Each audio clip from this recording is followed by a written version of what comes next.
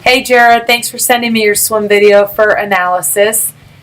What I'm looking at when I start to watch a video is I'm looking at breathing, body balance, rotation, and then I'm looking at the three main phases of the stroke: recovery, what's going on with your arm out of the water, and then I look at phase 2, hand entry, and then I'm looking at the underwater catch and the push that's going to propel you forward.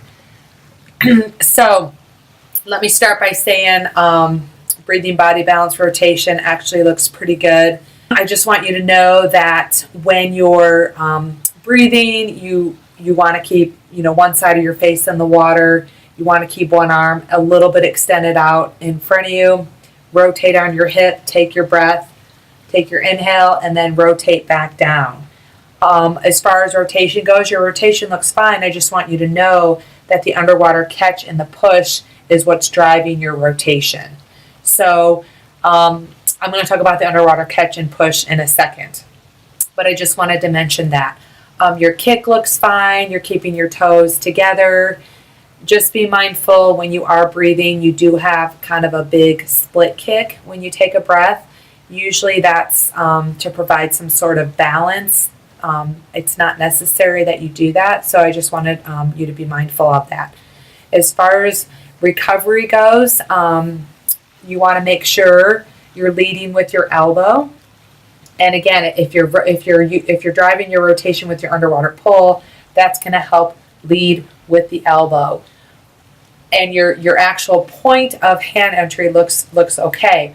What's going on is that I'd like you to be more mindful of and possibly make some changes with various stroke drills is after you enter, you tend to go flat and shallow.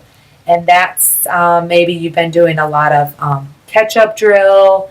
Maybe you were told to kind of reach that flat and shallow. You want to make sure you're using your hip rotation to help extend your arm out in front of you.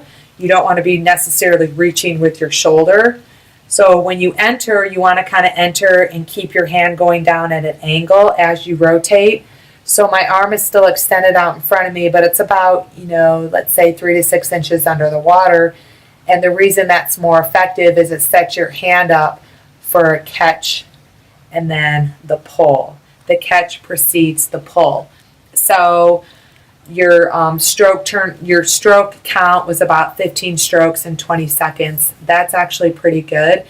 To go faster, it wouldn't hurt you to increase your stroke count maybe by 1 or 2, and by not doing so much of that, you're going to have a little bit of higher stroke count.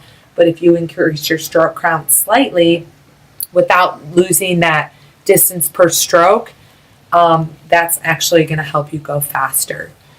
So the second thing I wanted to point out is, and again, this was, maybe you don't always do this, maybe you just were doing this for the video, your arm speed through the 3 phases of the stroke, recovery, hand entry, catch and push, was the same speed. So in order to provide you more power, more propulsion, you have to be mindful of catch and push. So you want to put all your power in that catch and push phase that make up the pull. That's going to move you forward a little bit quicker rate. So going back to what I said, if you increase your arm speed a little bit by not reaching, and in turn put more force in the catch and the push, you're probably still going to maintain that 15 stroke count, but you're going to decrease your time. Maybe instead of 20 seconds, you're going to go about maybe 17 or 18 seconds. So definitely it's worth trying. Some really good underwater pull drills, 2 of them are the catch-up drill, where your one hand's catching up to the other hand about 6 inches underneath the water. You're not catching up on the surface. You're catching up at the place where you want to catch and push. And then the underwater doggy paddle drill is a really good drill, just specifically focusing on the underwater pull. The third thing I wanted to mention is your right arm. When your right arm's coming over, it has a tendency to cross over. So if you stop and pause the video at that hand entry point, you're going to see your hand slightly crosses over your head. That's causing your hand and elbow to kind of land flat instead of your hand entering the water parallel to your shoulder like your left hand does. So those are the 3 things that really stood out at me.